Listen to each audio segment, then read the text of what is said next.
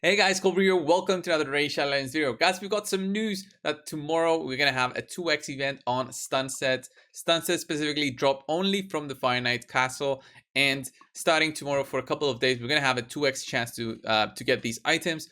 For endgame players like me, I don't need the stun sets anymore. I do have enough sets for me to actually pass around my champions if I desperately need them for specific content, which we don't have right now for myself.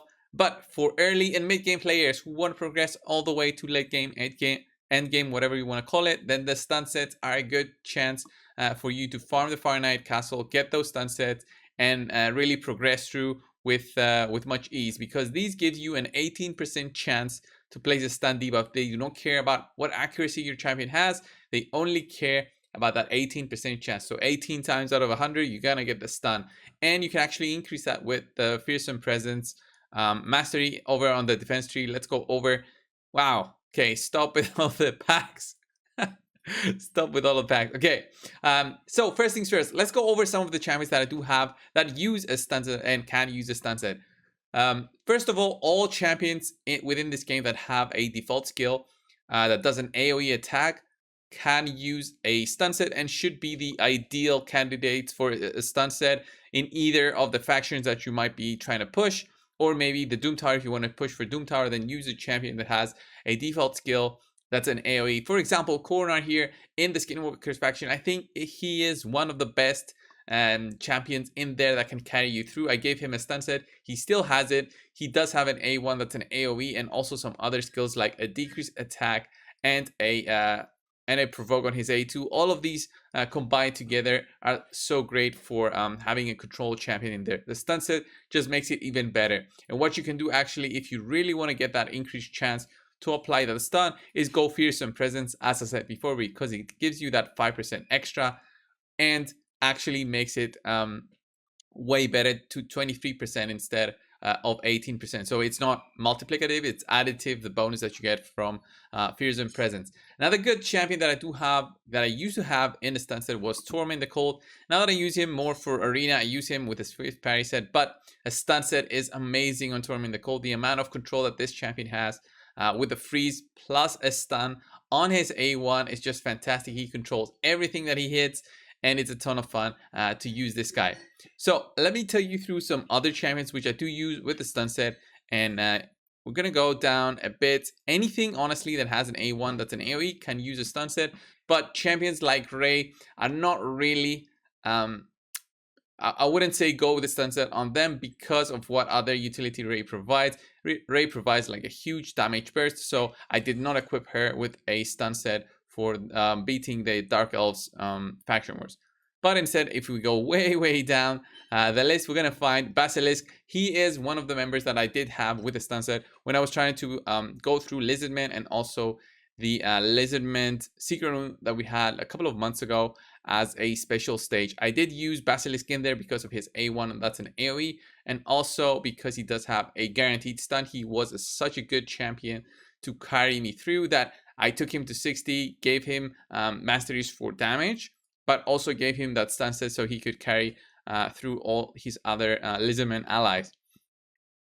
Next up is Sinesha. Sinesha together with Skullcrown, I would say, are very good candidates for a stun set. The reason is Skullcrown has a double hitting A1 when the target is over 50% HP, and Sinesha has a double hitting A1 when the target is under 50% HP. So that chance together can actually be to your benefit when you do have that stun set. A double hit means basically a double chance to have the stun set. It's not going to be 36%. I just mean that the second iteration of the attack will also have that 18% chance. So it's more likely than not that you will get that stun going on those enemies. And then next up, I think I started with rare. So rare champions can actually give you so much benefit to your account. They're much easier to book, and they're much easier to get. I'm not saying about Bellower. Bellower is an exception in terms of easy to get. I mean, he's a void, so it's not that easy to pick up voids, but Bellower, I have him with the stun set. He applies so many debuffs, so I had to give him accuracy, for example. Over 300 accuracy, because I was also using him for the Doom Tower for some specific stages. But accuracy, as I said in the early part of the video, does not is not required for the stun set to apply, for the stun to apply on the enemy. So just use the stun set if you just want the stun, but if you want everything else, then you would need accuracy as well. So that's how I built Belaware. He does apply block cooldown skills, decrease speed, decrease defense, and decrease attack. So he's fantastic when you give him those two sets together. So both accuracy and stun set. And then guys, I'll show you the next champion, which I think is so great. Again, with a stun set, and that's Soulbound Boyer. Not only because she does have an A1 that's an AoE, but also because she has other ways to control champions. For example, this Soulbound shot, although it does take 8 books for this to be fully booked, plus everything else to be fully booked, it takes quite a toll to your resources. I still think that she is a great carry for a rare in both. Well, I think I did use her both for Fire Knight and Ice Golem and the Spider. Only didn't use her for Dragon 20 because, well, the Dragon does not care about perimeter reduction, so she would only help with the waves and a stun set. Plus, she is weak affinity on Dragon 20, so she wasn't that of ideal target. But the stun set is just so great on her, and she needs way less stats than all other champions compared in order for her to get 100% crit. So you can have a little bit extra damage through her just because her skills have a 25% increased chance of inflicting a critical hit, which I think is amazing, and you should definitely take advantage of when using Soulbound Boyer.